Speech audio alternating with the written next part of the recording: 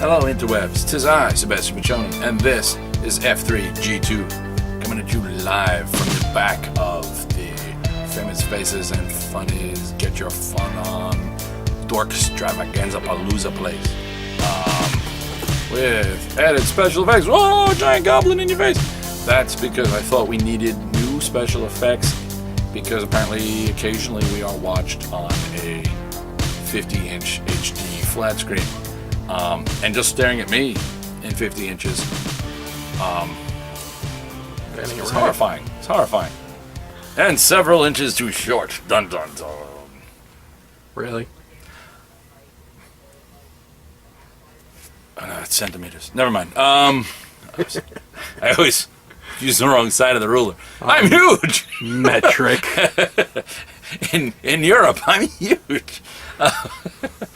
Green Goblin says, "That's how I lost my hand." Oh. That's just horrifying. My pumpkin bombs went off.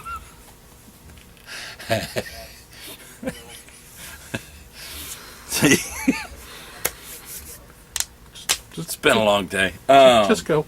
We'll start the reviews with Guardians Team Up #2, the Guardians and the Avengers.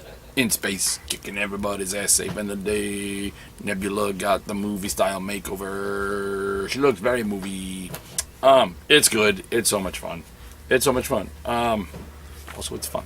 It's everything that you want from exactly that. Bendis wrote it.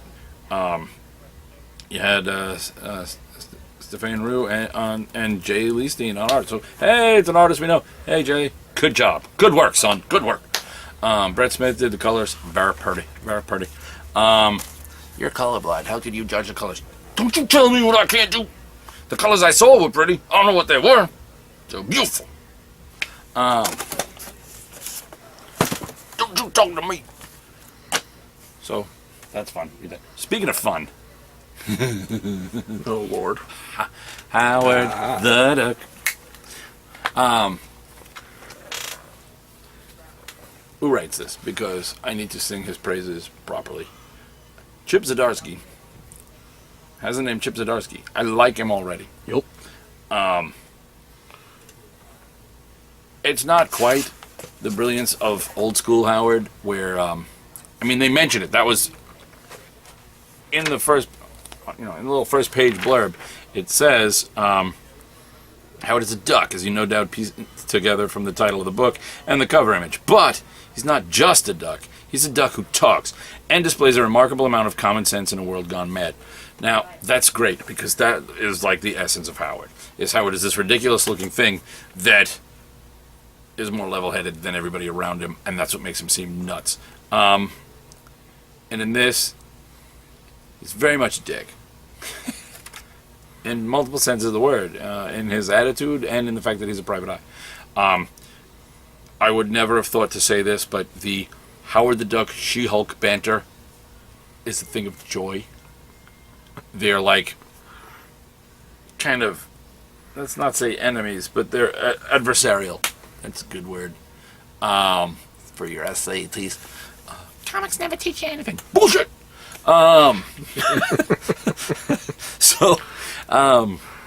Just have an English teacher review them. Then you learn.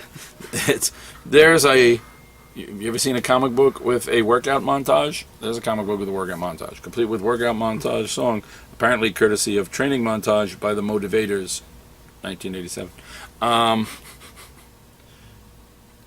It's perfect. It is pitch perfect. There's no Bev. Howard's moved past that. There is a scene where he makes a little face right after he says he went through a dark patch, and there's this little sad face. He's got his new partner, a tattoo artist and wannabe sleuth, kind of his muscle, if you will, and her name is Tara Tam, and it's amazing. There's the best use of Spider-Man. There's this panel here. I'll show you so you know why you need to buy it. Howard has been zapped. It's a teleport gun, but they don't know that. Spidey has reluctantly swung by because he just told Howard, I'm not going to help you. And he goes, oh, if something happens to him, it's going to be all my fault. And then he sees the smoke where he was. He assumes, I guess, he's been disintegrated. So there's him Oh no. Oh no, oh no. Uncle Ben, no, Uncle Ben, I'm sorry. Uncle Ben. Because he feels like once again he's failed somebody that he should have been there for. And it's, for some reason, I like literally just laughed for 10 minutes and had to stop reading everything. Art-wise, Joe Quinones, or Quinones, and Rigo Renzi on colors. So beautiful. BC's Travis Lanham does letters. I don't remember if it was this or what book it was. Was it this book? Which book had that great quote? Sadder than the Smiths. No, that was the SpiderMan and the XMen. We'll get to that too. I knew it was something. It's great. You should read Howard the Duck. Just read Howard the Duck. Read Howard the Duck. Fucking read Howard the Duck. Will you do that? Action Comics number 40 with Bizarro, which confused me because they just introduced B-Zero, so how could there be a Bizarro in New 50? There's a whole nother world, okay? We've already got a little multiversity bleed over as Superman ends up in the Bizarro world, and he's still there.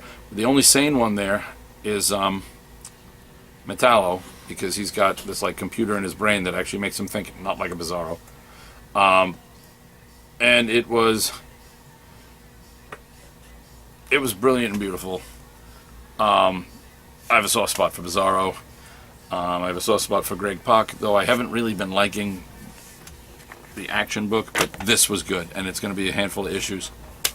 You know, even before Convergence and the then divergence of, you know, hey, we're going to do some books in continuity and some books are just whatever the fuck we want. We've already got a little mix-up happening, so little teaser. All New X-Men. This was All New X-Men number 37 by Bendis, Del Mundo, and very interesting life lesson and power lesson.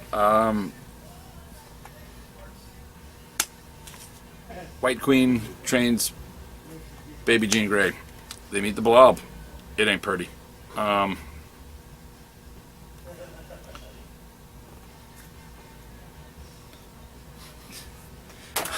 about to get hit with a vacuum, but audience, what you can't see is my cameraman, Mighty Dave Lampy.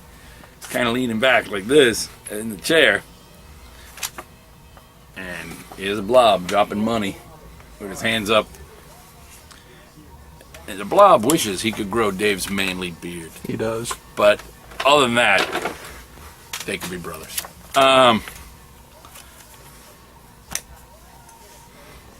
Captain Marvel, 13. I tell you all the time, Kelly Sue DeConnick is kicking ass on this book. Art by David Lopez. Oh wow, this was Kelly Sue DeConnick and Warren Ellis. And this is how good of a writer Kelly Sue DeConnick is. In the 13 issues I've been reading this, I've come to expect a level from her that is so good that until just now, I had no idea Warren Ellis was on there. And I can honestly tell you, I would be hard-pressed to pick out the points and say, Ellis, DeConnick, Ellis. Wouldn't be able to do it. And Warren Ellis, as we know, is Warren fucking Ellis. So if you... Yeah, she writes... She running with the big dogs. In my head, there's a whole bunch of like Saint Bernards running around. Think in pictures, people. Couple pictures. That's why I like comic books. They're words with pictures. That's how I view the world. This book is great. At this point, you should be reading this. Go get the trades, and then post. Oh my God, you were right. Thank you for telling me. I know. Ant-Man number 3. I'm still not sure what to make of this. I like Ant-Man. I'm still thrown by... I don't understand how Cassie got back.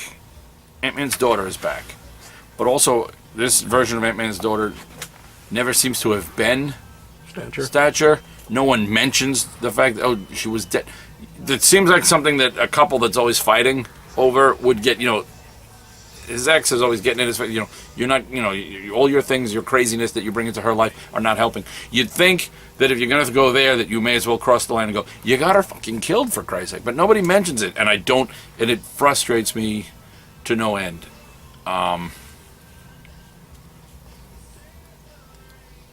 So, confusion. I don't know if that's really a review.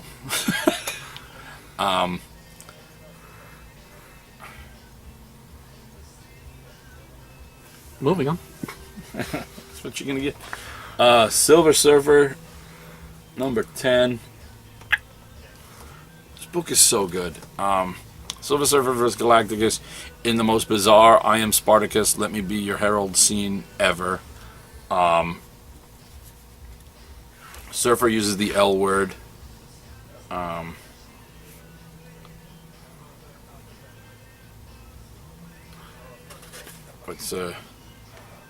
Surfer uses the L word. Dawn Greenwood cries. A whole lot of people make like a reverse Silver Surfer move, power move, like when he saved. How's this planet? Zenla. I know his girlfriend was Shalabal. Is it Zenla? Is it the world he's from? Zenla, I want to say Zenla. Too fucking long, I can't remember. Something that-ish. Zenla, hey, from the planet Zenla. Hey, look at me knowing shit. Mine is the power cosmic. And Silver Surfer finds himself a herald again, though not to Galactus, and like on the opposite mission of instead of saying, hey, I'm going to take one person to devour a world, I'm going to take a whole bunch of persons to populate a world. And that's like, it's like a full circle, deep juxtaposition thing going on that's for Dan Slott. Nova Annual, number one, Nova Annual. Written by Jerry Dugan, penciler David Baldion, and inker Terry Pallett. Colors by David Curiel, and Comic Crafts Albert Deschency on letters. I loved every minute of this. Mostly because I'll admit, I love Nova anyway, but this includes Doc Green. They've sold me. It took a while. It was a slow burn. I'm sorry I ever doubted you, Jerry Dugan. I don't know who you are, but clearly you had a bigger plan than I was willing to give you credit for. I love everything he's doing in Hulk, and his team up with Hulk in space was just great. It was just great. And we got Cosmo, so yay, sweet. Spider-Gwen does whatever a Spider-Gwen's, except for having her neck snapped by a goblin. No, she doesn't do that shit. No, she is the Spider-Gwen. This book is beautiful. This is Spider-Gwen number 2 by Jason Latour, art by Robbie Rodriguez, colors by Rico Renzi, and letters by Clayton Cowles. It's great. Daredevil gets to be a dick bad guy. Kingpin gets to be Kingpin. She hallucinates. She's got a concussion and she hallucinates Peter Porker, who eats a corn dog while she's horrified by him doing that. And he's like, no, I'm a cartoon pig. It'd be cannibalism if I ate Porky Pig. He's just in a nom nom nom. But there's a moment in here where he says to her, hallucinatory Peter Porker says to her something about her, being sadder than the Smiths. And then, as if that wasn't good enough, can I help it if I'm the only Peter whose mug doesn't make you sadder than the Smiths? The Spider Office doesn't endorse the Smiths, Nick. All right, so the editor for, Nick Lowe, the editor for the Spider Office, is like, the Spider Office doesn't endorse the Smiths, Nick. Another box put in by the letterer.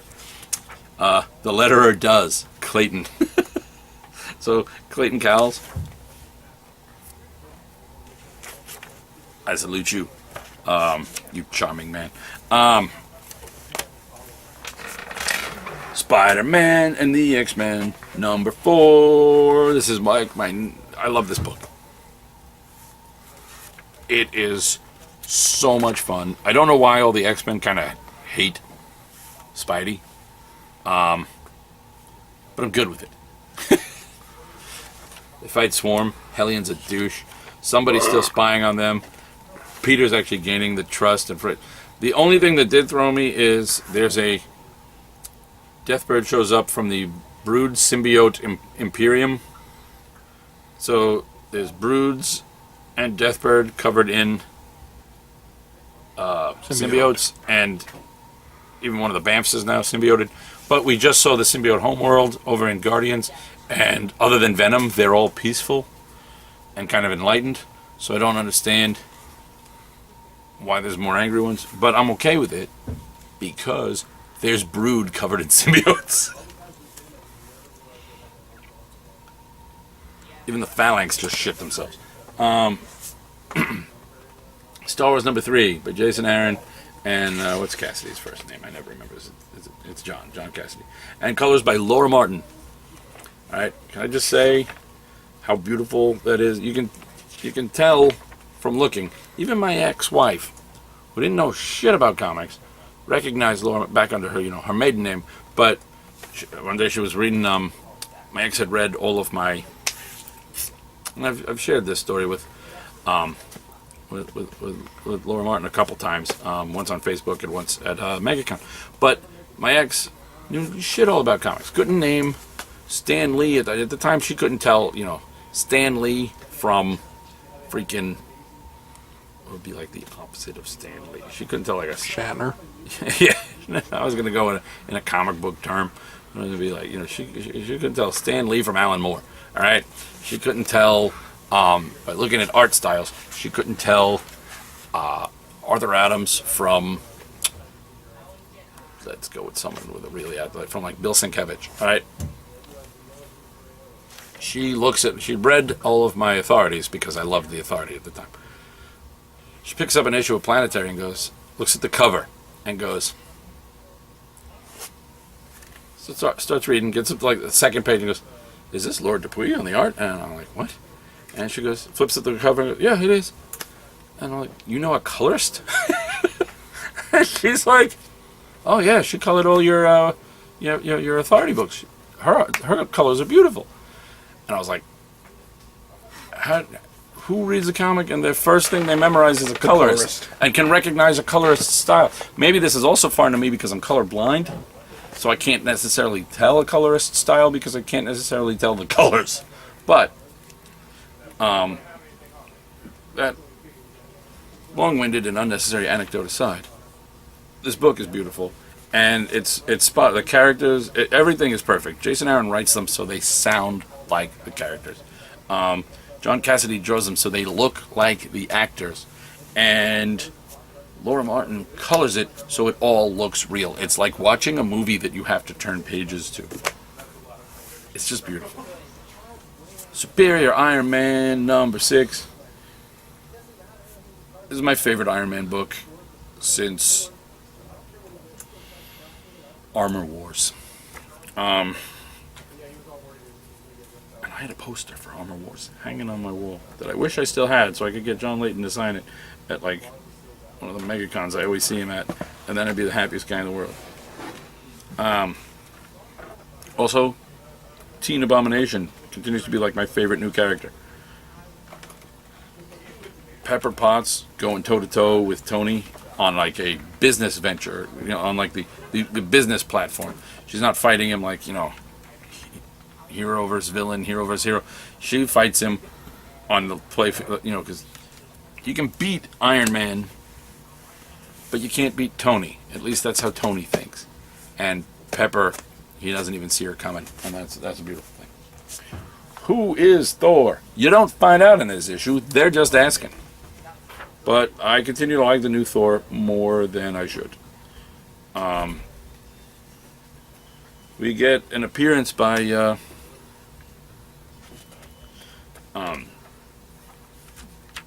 But Jane Foster, she's not looking so good. Cancer's a bitch. The only thing I don't like, and it's just a weird little thing that bothers me, is something in the way of the texture when they draw Thor's beard. Just makes it look like something someone stuck on him rather than an actual beard. And for some reason, I hang up on that a lot.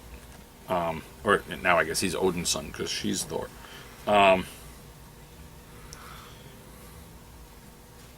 But see, look, it's a little bit of equality. That's something don't mention often in comics.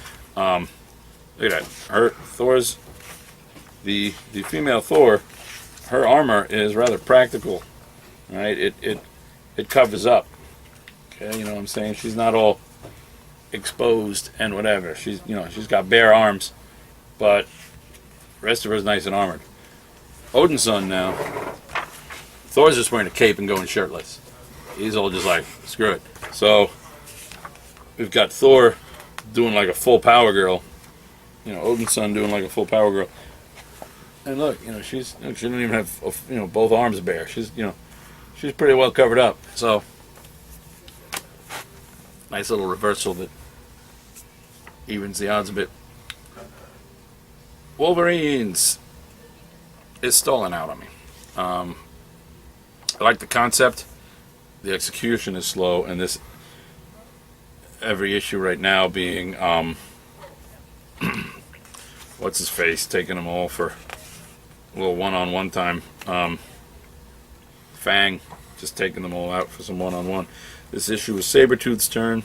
Sabretooth gets to be a little introspective, very thoughtful, very good, but it's very kind of slow going. Bill and Ted's Most Triumphant Return was mostly triumphant. I liked it, but I found myself skimming parts and just laughing at other parts. But it didn't hold me as much as I would have liked it to. Batman Eternal.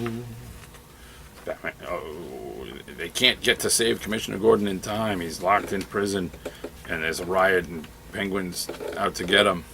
And it turns out you don't need to save James Gordon because he's James fucking Gordon. That's all you need to know. This is up to 49. We got like 3 issues left.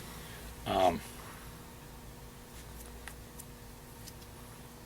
then they're going to do their new status quo, and he's going to look like a Transformer with Pikachu tails for bat ears.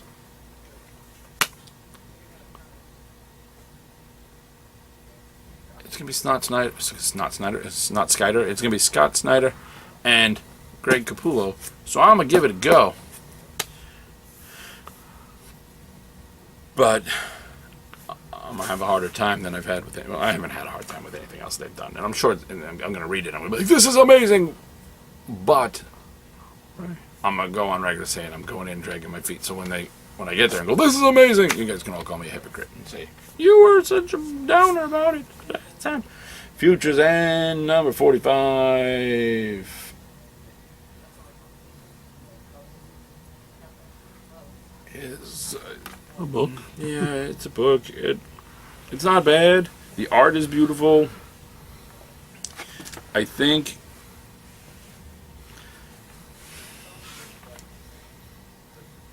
the art is really beautiful. Who drew this? Several people. I don't know. Where's the page? Meet the Mets. Come on down and greet the Mets. Pencilers were Stephen Thompson and Jack Herbert. Inkers were Stephen Thompson and Vicente Cifuentes. Just kind of poetic. Colors by High Five. So it's beautiful to look at, but story-wise, I think it's a little too decompressed, and I think we could have squashed this whole series down. The penultimate issue of Miles Morales' Ultimate Spider-Man before Secret Wars reconfigure the Marvel Universe as we know it. And shit's coming to a head. It doesn't feel like they're just, like Bendis is just, oh, we gotta wrap this up. It feels like you're getting a lot of decent closure, so wherever it leaves us will be we'll be prepared for it. I love this book. Hopefully they do something with Miles, because it'll be heartbreaking to not have this. Rachel Rising, number 32, as always, beautiful, dark, moody, darkly comic. Zoe is my favorite character. This little creepy possessed evil, creepy possessed semi-immortal girl. But the whole town, you get a look into just the dark, and so cinematic, and some of the feels like, not feels like all of it feels, but some of the way he just sets like moods and tones. Yeah. Just rain and sound effects on like the rooftop and views of the thing.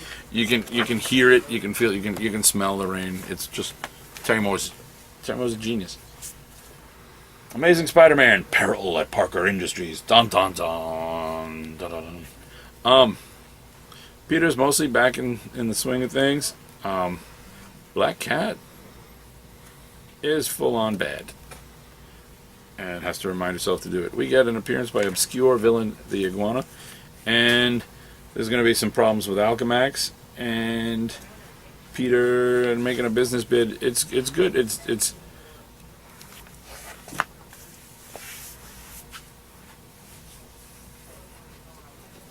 how do I say this? Dan Slott is the Spider-Man writer for this generation. Just this. Deal with it. Spider-Man 2099. What are they going to call this? It's 2015. We're like 84 years from this. They've got a future with like cities built on top of cities and hover cars and crazy technology, and it's 84 years from now. That's not very far, people. But anywho, it involves, he has to get back. He finally got back to 2099, and now he has to get back to 2015.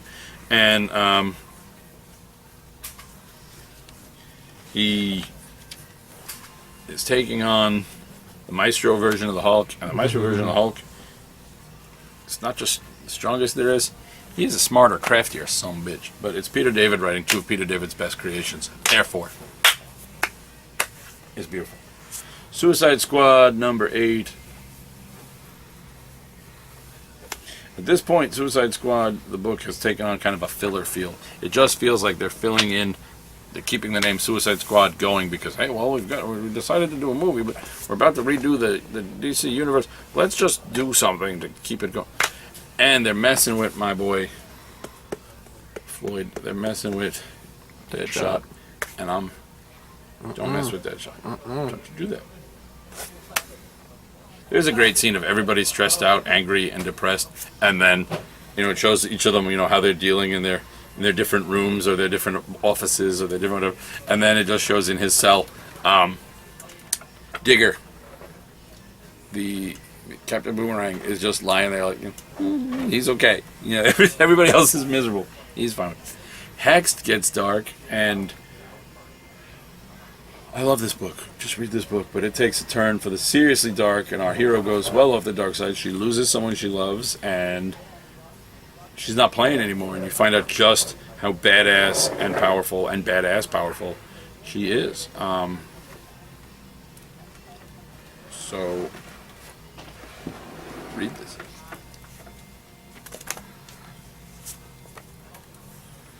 Hellbreak. I've already read this because I don't remember if they sent me this online or if I got a promo from them somehow, but I've read this story, but it's still great. It's Cullen Bunn, so it's, and Brian Chirella, and the idea is that you can steal souls back from hell. It's a pain in the ass, but you can get them back. So if you can pay this group of like commandos to go into hell and get the soul of your loved one back, they can bring them back, and you get some borrowed time. Speaking of Cullen Bunn, hello Cullen Bunn. The 6 Gun Dust to Dust. Damn you, Cullen Bunn. This is good. I kind of glossed over it because I already reviewed it when I read it last time. I don't know what to tell you, but this is really good. Read this. We all know I love the 6 Gun because because if you watch the show, I always tell you, I love the Six Gun. Go buy the Six Gun. That's usually most of my review. This is one of the little spin-offs. The Six Gun Dust to Dust. Tyler Crook does the art. Bill Crabtree does the colors. And Cullen Bunn, of course, does the writing. Damn you, Cullen Bunn. All right, there's a lot of feels in a typical Sixth Gun book. But this is Bill John O'Henry, who already broke my heart in the main book. Now they're going back and giving him a backstory. And the pieces of my broken heart were broken into tiny pieces that by the end were broken into tinier pieces that by the very end of the book were being stomped on, and not dust, no, they were being stomped on, and then their foot was, Cullen Bunn was dragging his foot and just leaving bloody smears of my heart. This is going to be, considering I know in the long run the ultimate end of this character's story, no emotional good can come of this. And by, I don't know how many issues this is. It doesn't say that. Remember when miniseries used to tell you number one of? Well, they don't anymore. So this is like helpful. I'm inclined to want to say 6 to go with the big 6 on the cover, but it may just be 4. But either way, by the end of it, my review is just gonna be me rocking back and forth, making incoherent noises. Cullen Bunn. So there's that. Magnus Robot Fighter number 12 ends this current run, and it ends okay, but for a book that started out as one of my favorite things Dynamite was doing, it kind of fizzled over the last few. So it ends not with a bang, but with a meh. Big Trouble in Little China. God damn it, I fell behind. This book, Big Trouble in Little China number 9. Orchard artwork. Oh my god. Alright. It's written by Eric Powell and, of course, John Carpenter.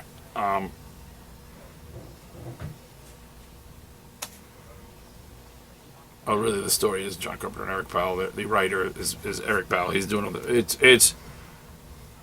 It may be funnier than the movie. I hope they never fully get rid of Lopan, because Eric Powell writes such a great Lopan. And you just hear it in their voices, and it's so good. Just read this. Read this, watch the movie, read these again. Ms. Marvel, all right, by G. Willow Wilson. Which, for some reason in my head, you can only say the name G. Willow Wilson in kind of the way that the cats trying to steal the baby mouse from Sylvester in Looney Tunes, when they knock on the door and say, I represented a little giant vacuum cleaner company from Walla Walla, Washington. You can only say G. Willow Wilson in the same way that they say Walla Walla, Washington. Because I have problems. But this is really good. She's met her perfect counterpart, who could be her soulmate, could end up being all sorts of trouble on multiple levels. This book is great. This book is like the single greatest thing Marvel does. Just read Ms. Marvel. Read it. Read it. Lola XOXO number 6 finishes the series. I suppose you could say Lola Kiss Hug, but it was okay. I'm not gonna get the next miniseries because mostly I don't care, but not because it's bad, just because it just didn't hold me like I wanted it to. Superman Batman number 32, the death of Earth 2 Lois. We see how she died. And it's all kind of told from Lois's point of view, so that's kind of cool. Art on this, I don't know who drew this. Jed Darty. It's beautiful. And the colors by Chris Sotomayor, it's beautiful. It's